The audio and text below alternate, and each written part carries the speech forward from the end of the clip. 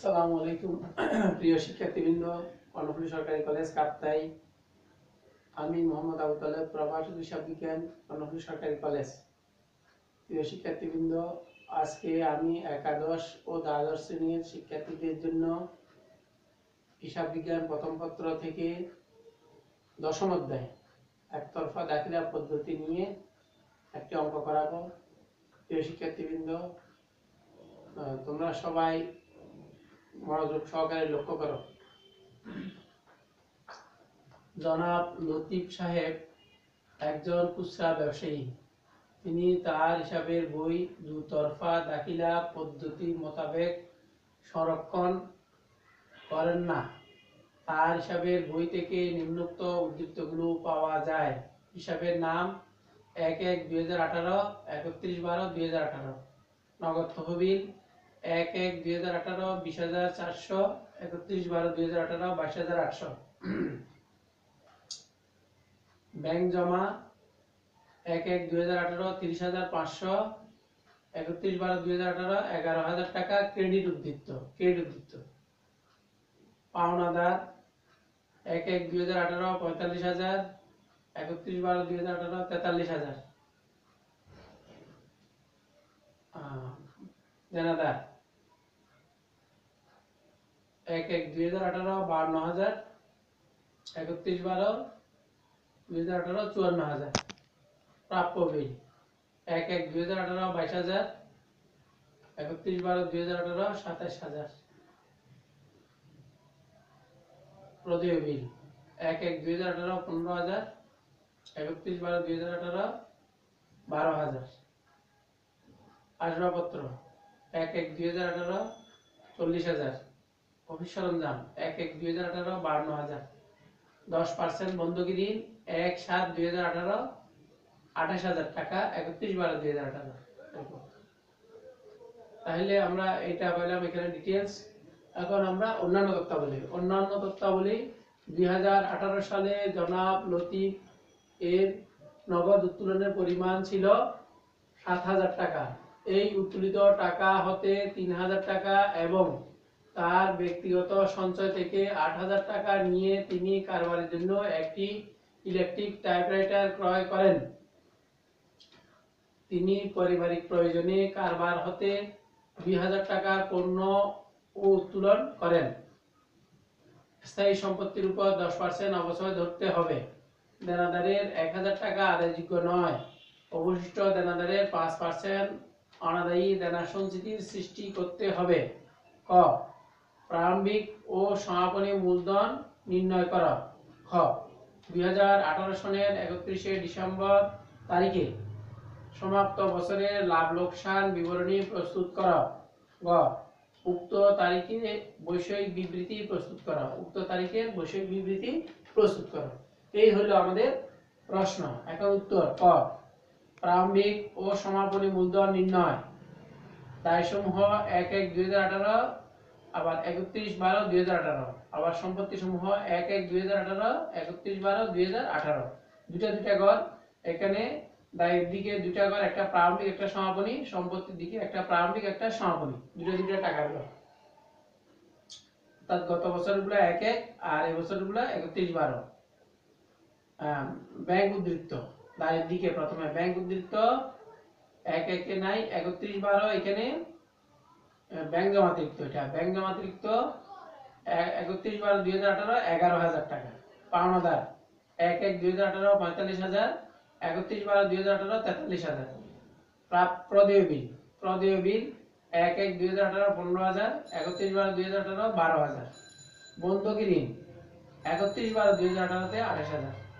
এখন আমরা সম্পত্তির দিকে আসি। নগদ 1-1-2018 20,400, 31-12-2018 22,800।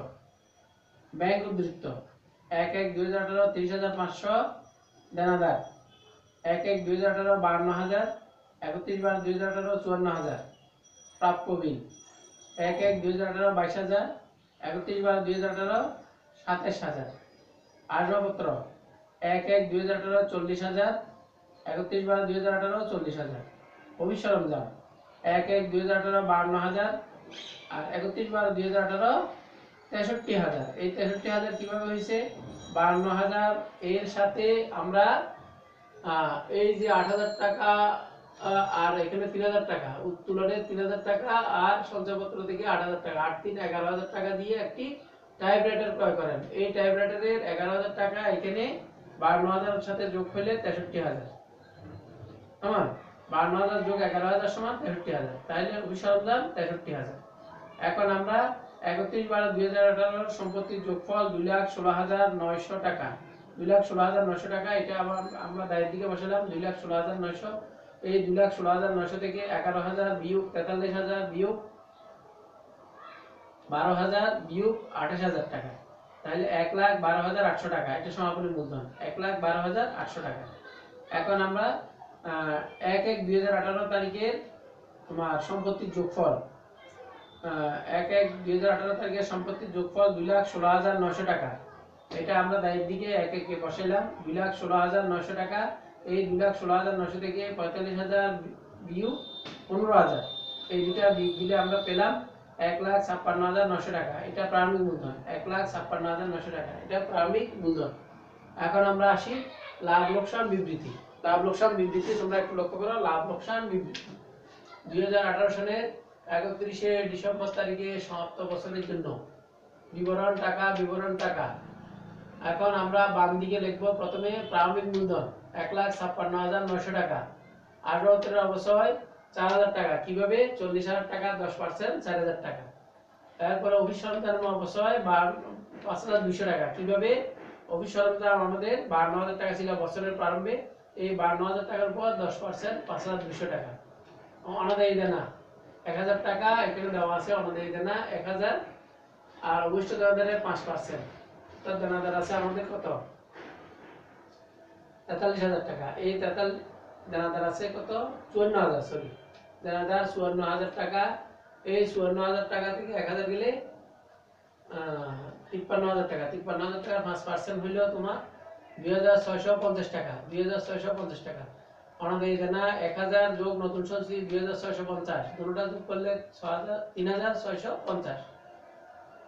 এখানে 1,000, এখানে 2,650, তাহলে 3,650 টাকা।